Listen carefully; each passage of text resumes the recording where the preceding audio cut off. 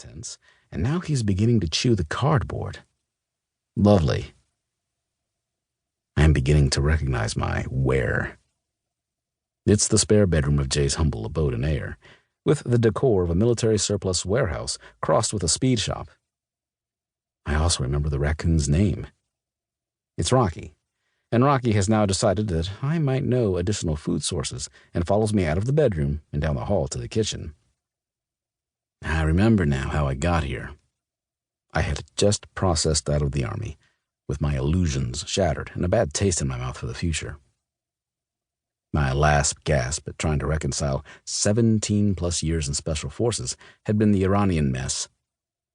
Charlie had spun up the newly minted Delta Force, which was brimming with former Sonte raiders, and had trundled it forth to stab the Ayatollah minions in the heart. A lightning-fast strike force with overwhelming fire support, with thousands of moving parts, had been cobbled together. It was a good plan, and only had one fatal flaw. The umbilical cord stretched all the way back to the White House, and the go, no-go button was in the hands of the Georgia mafia surrounding the president. The ground commander had no latitude to adjust, adapt, or do anything other than answer the satellite phone. Throw together an amazing chain of events that unfolded on Desert One, and the whole thing disintegrated. The subsequent second attempt and the political roller coaster surrounding it had convinced me that there was no adult supervision higher than the group level. I was thoroughly disgusted with the Army and the government in general. My disillusion was to the point that I needed to reinvent myself. Thus, here I was out of the service and looking at my prospects. Rhodesia and the African market for my skill sets were winding down, and the banana wars had just begun to spin up. I was tooling an idea over with two other Special Forces types who were getting out. We were all in Massachusetts, where we had served together in the 10th Special Forces Group. Jeff Miller is a gifted, if not totally twisted, fellow traveler. I suspect that he, like Doberman Pinschers, has trouble with his brain not fitting in his slower-growing skull. Jeff is short, compact, and a direct descendant of the Miller clan who rode with Frank and Jesse. In fact, his great-granduncle Clell was gunned down on the streets of Northfield. I had found an old picture taken after his esteemed and newly deceased uncle had been put on display in front of the general store. Draw in a pair of military glasses, and zip, perfect resemblance.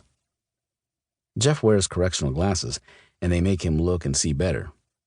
Without them, he resembles a cross-eyed Wolverine. Penguini, the third part of the Troika, and I had been in Berlin together. He was retiring out as a master sergeant, whereas Miller and I had pulled the cord short of 20 years. Penguini is an extremely talented martial artist. In fact, his brother was one of the Memphis Mafia around Elvis Presley. He and Red and Sonny West were the inner core around Elvis. His brother, who we and others referred to as the Grand Master, or just the GM, is tall, imposing, and deadly, whereas Penguini is compact, jovial, and deceptively harmless-looking. His nickname of Penguini is based upon a notorious picture that found its way onto the wall of many a Gasthaus and bar in Berlin. We had shared adventures, scrapes, and advanced fibbing, as well as a couple of women during our time in Berlin. I knew him as well as I knew my dark side. The three of us have decided to put together a training company, which we will use to teach SWAT teams and other interested parties the fine art of counterterrorism, while attempting to possibly insinuate ourselves into some of the darker corners of our government. Mind you, this is before the tsunami of private security and military contract groups that would emerge 20 years later. In that time, private security was dominated by Wackenut and Kroll Associates. The elite of the elite in the security industry were former FBI, with a mixture of flotsam and jetsam from the alphabet soup crowd dominating the upper echelons. We were aiming at a narrow slice of that pie.